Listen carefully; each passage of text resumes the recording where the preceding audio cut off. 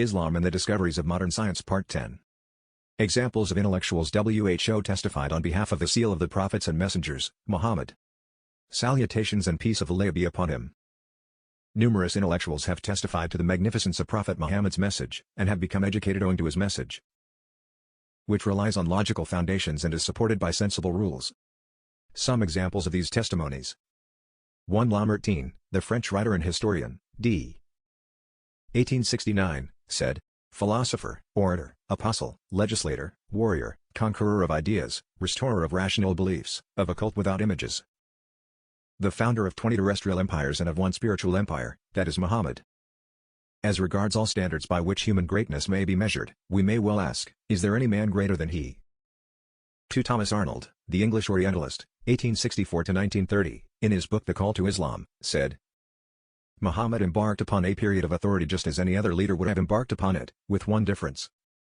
Religious ties had come to replace blood and familial ties, Islam thereby becoming a political system as much as a religious system.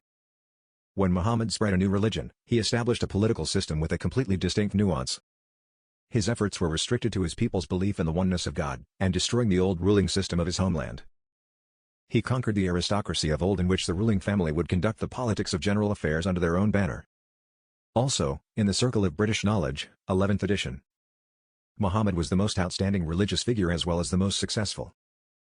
Prophet Muhammad appeared at a time when the Arabs had fallen into a state of decay, having no respectful religious directives, nor civilized, political and societal principles. They had no arts or sciences to be proud of, nor did they have any connection with the outside world. They were divided with no ties between them, every tribe independent, fighting with one another. The Jews attempted to guide them but were unable. The Christians' attempts proved futile just as all their other previous attempts at improvement. However, Prophet Muhammad delivered guidance to all of creation.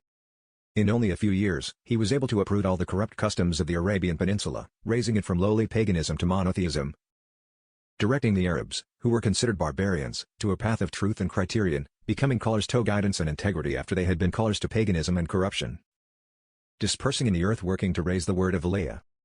And so much more than what we've touched upon from the testimonies of intellectuals on behalf of the seal of the prophets and messengers. Muhammad, salutations and peace of Allah be upon him, and his message. Why did they accept Islam?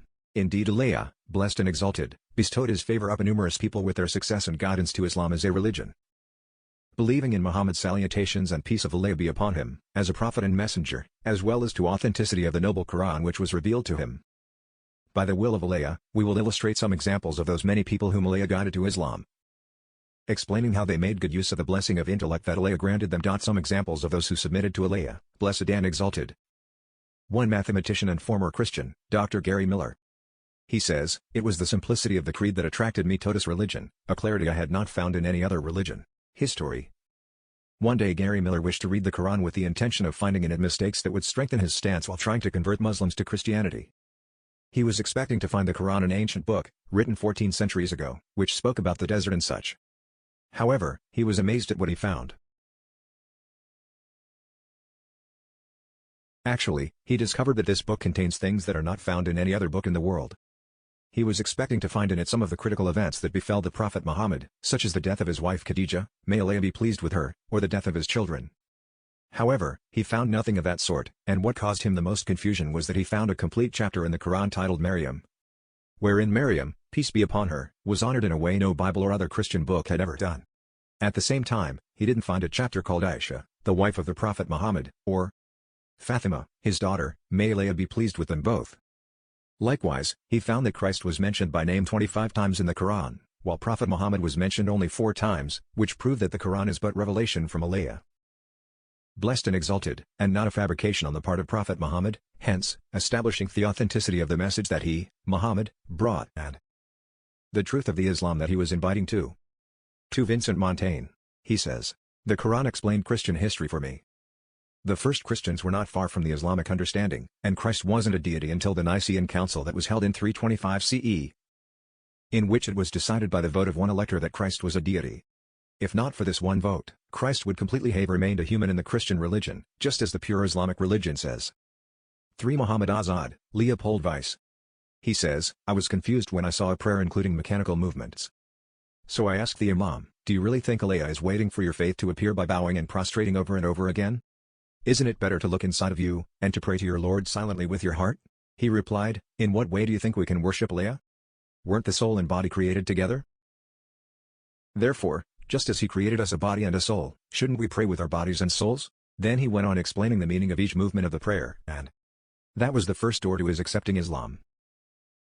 And so much more than what we've mentioned from those who submitted to Allah, Lord of all creation, making excellent use of the blessing of intellect that Allah, blessed, and exalted, bestowed upon them. All praise is for Allah for the blessing of Islam, guidance and success. We ask Allah to open the hearts of all His slaves to Islam, and following the seal of the prophets and messengers, Muhammad, salutations and peace of Allah be upon him.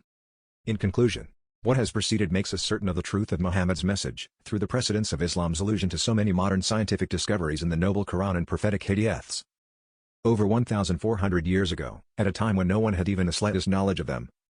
It serves as a testament to and indication of Prophet Muhammad's connection with revelation, and learning from the Creator of the heavens and earth, Allah, Lord of all creation. That is in addition to the proofs of Prophet Muhammad's prophecy and message that we briefly touched upon. Indeed, the testaments, implications and proofs work together to show the truth and authenticity of Muhammad's message, as support and assistance for him from Allah, blessed, and exalted.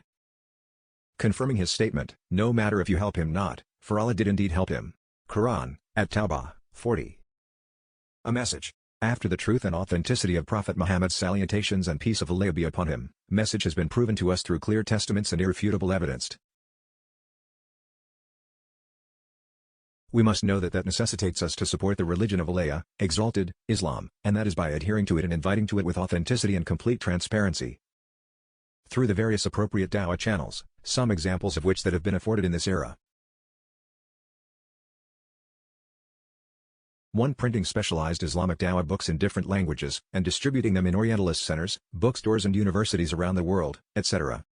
2. Establishing specialized Islamic dawah websites in different languages. 3. Establishing satellite channels and broadcasts specialized in Islamic dawah and countering Western and Zionist media, refuting their distortion of Islam through manipulation and falsehood. 4. Exposing those internet websites that are designed by Islamophobes, yet indirectly claiming to be Islamic, and calling the Muslims' attention to them. And so on and so forth. In conclusion, we praise Allah, blessed, and exalted, for the blessing of Islam that He favored us with, making us Muslims believers in monotheism, adherents to the most excellent religion and way of life, that the seal of the prophets and messengers brought. Muhammad, salutations and peace of Allah be upon him. O Allah, send salutations, peace and blessings upon your prophet and messenger Muhammad, and upon his pure household, his excellent companions, and upon those who followed his guidance and ways and footsteps until the day of recompense. All praises for Allah, Lord of all creation.